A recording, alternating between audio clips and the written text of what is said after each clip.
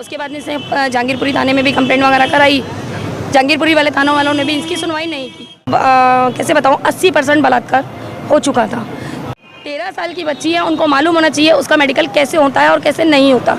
माँ ने मना कर दिया मुझे इंटरनल मेडिकल नहीं करवाना, उसके बावजूद भी कि मुझे बदतमीजी करने, मेरे साथ बलात्कार करने की कोशिश की, लेकिन मतलब करने वाले थे, लेकिन मेरी मम्मी आ गई थी, इसलिए उन्होंने मेरा मेडिकल मना किया था। मेडिकल मुझे नहीं करवाना, लेकिन उन्होंने मेरे साथ ज़बरदस्ती करके मेरे साथ मेडिकल करने की कोशिश की। मेरे पूरे कपड़े उतार चुके थे, मैं मना कर रही हूँ, लेकिन मेरे नहीं सुनवाई हुई। वारदात हुई थी ना, इसने मुझे 3 मार्च को बताया सारा क्या हुआ है। पहले मैं सोचती थी कि क्या पता थी छेड़ लगा रहा हो, मजाक कर रहा हो, तो मैं नज़रअंदाज कर दिया करती थी। जब मुझे 3 मार्च को पता चला तो 3 मार्च को मेरे से रात को लड़ाई भी हुई। करने को मना करा, मैंने कहा मैं इसका मेडिकल नहीं करवाऊंगी।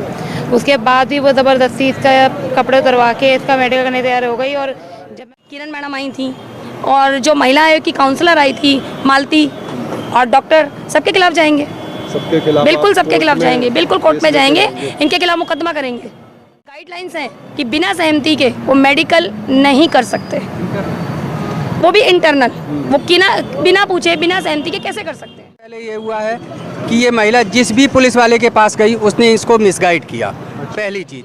जबकि अगर कोई महिला अगर पीड़ित है तो वो किसी भी थाने में जाके अपनी 0 FIR करा सकती है, लेकिन हमारे देश का कानून इतना बढ़िया है कि वो 0 FIR कराने से हर पुलिस वाला मना कर देता है। लड़की के साथ जो गलत हरकत हुई, जो उसके साथ छेड़छाड़ हुई, अंगों से खिलवाड़ किया गया, ये एक शर्मनाक घटना है, वो भी 13 साल की बच्ची के साथ। नमस्कार, मैं हूं रूप सिंह गुसाई और आप देख रहे हैं VS न्यूज़ 48 दिल्ली। और इस वक्त मैं मौजूद हूं नई दिल्ली के रोहिणी में, और ये रोहिणी का अंबेडकर हॉस्पिटल है, उसके गेट नंबर 1 के पास इस वक्त मौजूद हूं। और दिल्ली की एक ऐसी घटना आपके साथ यहां साझा करने चाह रहा हूं। वो पुरुष है अंशुल नाम का, जिसके साथ इसने दूसरी शादी करी, बाकायदा निकाह किया, कोर्ट में इनकी मैरिज जो है रजिस्टर्ड है। और जो उस अंशुल नाम के हिंदू युवक ने इनकी बेटी के साथ जो बदतमीजी की है, उसके चलते इनकी शिकायत है, जो कि थाना विजय विहार में इन्होंने कंप्लेंट भी दर्ज कराई है। और तो आइए सीधा जुड़ते हैं महिला सम्मान समिति की जो अध्यक्षा हैं रजनी कोचर। नमस्कार मैडम, बहुत स्वागत है हमारे चैनल में। जो इन महिलाओं की जो आपके साथ हैं, इनकी जो शिकायत आपके पास आई, वो क्या शिकायत थी और उस पर किस तरह का एक्शन लिया आपने और क्या आगे की कार्रवाई हुई है? सर ऐसा है, मेरे पास तो ये लड़की 13 साल की आई थी, जिसकी शिकायत पे मैं आई हूँ। ये लड़की 16 अप्रैल को मेरे पास आई थी। फैब में इसका कोई दिक्कत हुई होगी इसको। उसके बाद में इसने जहांगीरपुरी थाने में भी कंप्लेंट वगैरह कराई। जहांगीरपुरी वाले थानों वालों ने भी इसकी सुनवाई नहीं की। बुला के इसको फरवरी में था, कौन सी फरवरी, 13 फरवरी, 14 फरवरी का था मैटर। जहांगीरपुरी में इसका जो सेकंड बाप है लड़की का, उसने इसके साथ बदतमीज़ी की, छेड़खानी की। उसके बाद में ये जहांगीरपुरी थाने गई, वहाँ इसकी कंप्लेंट कराई, वहाँ उसके पापा वगैरह भी आए, वहाँ इसका मतलब राजीनामा वगैरह करा के इसको भेज दिया वापस। उसके बाद में फिर कौन सी तारीख की थी, अप्रैल में 3 मार्च को, 3 मार्च के साथ इसके साथ घटना होती है कि इसके साथ मतलब कैसे बताऊँ, 80% बलात्कार हो चुका था। कलेशबाजी होता है, चीखती चिल्लाती है, इसकी माँ आ जाती है। उसके बाद में ये सुबह 4 तारीख को भाग जाता है। ये पुलिस स्टेशन वगैरह भी गई, कुछ नहीं सुनवाई वगैरह हुई। 16 अप्रैल को ये मेरे पास आती है। 16 अप्रैल को आने के बाद में हम लोग जाते हैं जहांगीरपुरी थाने 17 तारीख को। वहाँ से पूछताछ करते हैं भी ऐसा क्या मैटर था जो आपने राजीनामा करा के इसको भेज दिया। फिर वहाँ से उन लोगों ने बोला कि इसने इनको समझौता करवा के भेज दिया था। अभी 17 तारीख को हमारे पास आती है। 20 तारीख को गए थे ना हम थाने, 20 अप्रैल को हम गए हैं थाने। वहाँ जाके उनको कंप्लेंट वगैरह दी है, सब कुछ दिया। अभी तक कोई सुनवाई नहीं हुई। सुनवाई ना होने के बाद में फिर इनको संडे को बुलाते हैं। जो इनका आयु दीपक था वो इन्हें बुलाते हैं संडे को, संडे यानी 21 तारीख को। इनको बुलाने के बाद में इनकी सारी दास्तान सुनते हैं। सुनने के बाद में इनको सुबह का टाइम दे दिया जाता है 11 बजे। तो आप थाने गए, कल बुलाया? परसों थाने गए 20 अप्रैल को, 20 अप्रैल को 21 को बुलाया, कल बुलाया संडे वाले दिन। उसके बाद में दीपक सर ने इनको सुबह 11 बजे का टाइम देते हैं कि आप सुबह 11 बजे यानी कि 22 तारीख को आना। ये जाते हैं, 12 बजे के आसपास जाते हैं। लेडीज़ आईओ का भी फ़ोन आता है इनके पास, उन्होंने भी उनको टाइम दे दिया, लेकिन ये नहीं बताया कि मैं कोर्ट जा रही हूँ। ये 12 सवा 12 बजे के बीच विजय विहार थाने पहुँच जाती हैं। पहुँचने के बाद में उनको फ़ोन किया जाता है, वो आगे से जवाब देती हैं। नेहा आईओ हैं, वो बोलती हैं मैडम मैं तो कोर्ट हूँ, मुझे आने में टाइम लगेगा। चलिए जी, ये वेट करती हैं। वेट करते करते इनको 3-4 बज जाते हैं। ये आईओ नहीं आती हैं। इसको वहाँ पे बिठा के रखा जाता है, मैं भी वहाँ होती हूँ। महिला काउंसलिंग के लिए बोला जाता है 181 पे कॉल करके। कॉल नहीं किया, उन्होंने पुलिस वालों ने बोला कि महिला काउंसलर आ रही हैं। बिठा के रखा इनको काफ़ी देर तक। फिर मैंने इनसे बात की दीपक से, दीपक कहती है नेहा मैडम से बात करो। मैंने नेहा से बात की, कैसे ना कैसे करके इनको 2 घंटे और बिठा लिया जाता है। महिला काउंसलर 3:30 बजे के करीब आती हैं। आने के बाद में उनसे बातचीत होती है, उनके सपोर्ट करके मैं चली जाती हूँ। जाने के बाद में वो 4:30-5 बजे के करीब यहाँ अम्बेडकर हॉस्पिटल ले आती हैं। आज की घटना है, यहाँ ले आती हैं। लाने के बाद में यहाँ पे इनका मेडिकल के लिए लाते हैं। मेडिकल की गाइडलाइंस क्या ना पुलिस वालों को मालूम है, ना डॉक्टर्स को मालूम है, किसी को नहीं मालूम। गाइडलाइंस के उल्लंघन करते हुए इनका मेडिकल करते हैं। 13 साल की बच्ची है, उनको मालूम होना चाहिए उसका मेडिकल कैसे होता है और कैसे नहीं होता। माँ ने मना कर दिया मुझे इंटरनल मेडिकल नहीं करवाना, उसके बावजूद भी उसका इंटरनल मेडिकल करने को तैयार हो गए। बाकी सारी दास्तान आपको ये बताई कि इसके साथ क्या क्या हुआ है। आप लोग अपनी स्वेच्छा से, अपनी इच्छा से मीडिया के माध्यम से अपनी बात कहने को तैयार हैं। जी। तो आपका नाम, आपकी उम्र, क्या हुआ, क्या आपकी प्रॉब्लम है, समस्या, वो बताएं। मेरा नाम शिफा है, मैं 13 साल की हूँ। मेरे साथ मेरे पापा ने 3 मार्च को मेरे साथ मम्मी गई थी सामान लेने नीचे।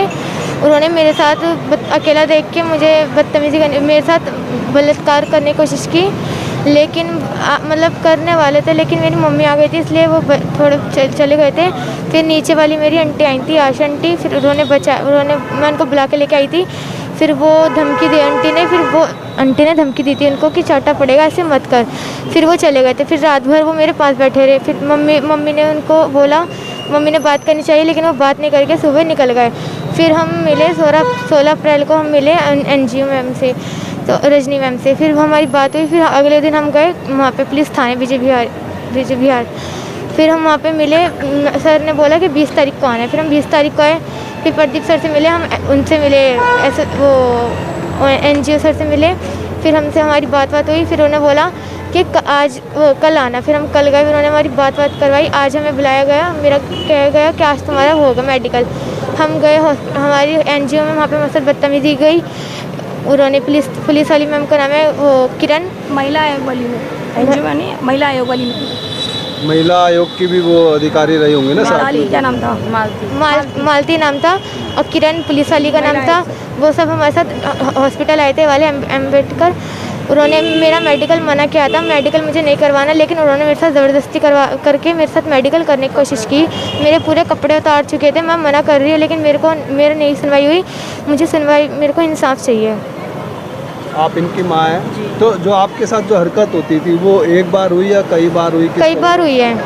तो आपने फिर बताया कि मैंने बताने की कोशिश की, लेकिन वो बात को टाल देते थे। मैं जब भी बोलना चाहती थी वो मेरी बात नहीं सुन पाती थी। वो इसको डरा दिया करता था। नहीं, इनको डरा दिया था। जैसे छेड़, आपको पुलिस के पास जाना चाहिए था। इसने मुझे, जब पूरी वारदात हुई थी ना, इसने मुझे 3 मार्च को बताया सारा क्या हुआ है। पहले मैं सोचती थी कि क्या बताते, छेड़ लगा रहा हूँ, मजाक कर रहा हूँ, तो मैं नज़रअंदाज कर दिया करती थी। जब मुझे 3 मार्च को पता चला, तो 3 मार्च को मेरे से रात को लड़ाई भी हुई। फिर मैंने उसको बोला मैं सुबह थाने जाऊँगी। तो थाने जाने के लिए जब मैंने बोला, तो वो सुबह उठ के अपना वहाँ से फ़रार हो गया। उसके बाद से उसको कुछ पता नहीं है। 3 मार्च से फरार है? 4 मार्च से। 4 मार्च। जी। उसके बाद से उसको कुछ पता नहीं है। फिर मैं काफ़ी जगह गई, इधर उधर भटकी, पर कहीं से कहीं जब कुछ नहीं हुआ तो मैं हार के बैठ गई। फिर मेरे को किसी ने इनका रेफरेंस दिया नेट से। फिर मैंने इनको कॉल करी, फिर मैडम ने सपोर्ट करा, तब जाके मेरी कंप्लेंट हुई। तब जाके हमें लगा कि अब हम कुछ कर सकते हैं। फिर यहाँ था मेडिकल के लिए लाया गया लड़की के साथ मेरे को। मैंने डॉक्टर को मना करा, मैंने कहा मैं इसका मेडिकल नहीं करवाऊँगी।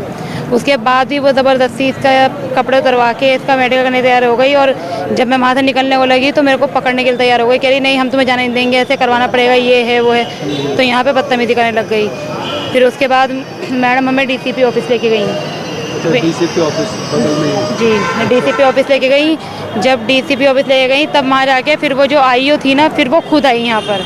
तो विजय विहार थाने की जो IO थी फिर खुद आई इतनी कार्रवाई के बाद? हाँ, खुद आई फिर यहाँ पर। तब जाके यहाँ पे आके उसने फिर कुछ नहीं बोला, फिर कंप्लेंट लिखी। अब मतलब आपकी कंप्लेंट फाइनली रजिस्टर्ड हो चुकी है? जी, अभी FIR कटी नहीं है, सुबह के लिए बोला है। अच्छा, कल मॉर्निंग में कटेगी, मंगलवार 23 तारीख को? जी। अच्छा, तो अभी तक जो पुलिस की जो कार्रवाई हुई है या अस्पताल की तरफ से कार्रवाई, आप उसके बारे में क्या कहना चाहेंगे? मैं यही कहना चाहूँगी कि अगर मैडम नहीं होती तो यहाँ पे ये तो कोई सुनवाई है ही नहीं। पुलिस वाले भी ऐसे बेवकूफ़ बना के बुलाते रहते हैं, भेजते रहते हैं, कुछ नहीं करते। और हॉस्पिटलों में भी यही सब चीज़ें हैं, धक्के मार के निकाल देते हैं। अगर कोई साथ में अगर हमारे सही इंसान ना हो तो कोई हमारी सुनवाई है ही नहीं यहाँ पर किसी तरह की भी। जो आप कह रहे हैं कि माता पिता के जो सहमति के बिना वो नहीं कर सकते थे मेडिकल एमएलसी, सुप्रीम कोर्ट की गाइडलाइंस है सर ये। वो गाइडलाइन है, तो गाइडलाइंस अब है। आप उन्होंने किया ऐसा, तो अब बिल्कुल उसके किया। खिलाफ क्या करने? सर एक्शन लेंगे, पूरा लेंगे। हॉस्पिटल के खिलाफ भी जाएंगे, जो यहाँ के डॉक्टर्स हैं जिन्होंने ये हरकत की है उनके खिलाफ भी जाएंगे। पुलिस है, जो ये मैडम बता रही हैं, लड़की बता रही है, किरण मैडम आई थी, और जो महिला आयोग की काउंसलर आई थी मालती, और डॉक्टर, सबके खिलाफ जाएंगे। सबके खिलाफ? बिल्कुल सबके खिलाफ जाएंगे, बिल्कुल कोर्ट में जाएंगे, इनके खिलाफ मुकदमा करेंगे।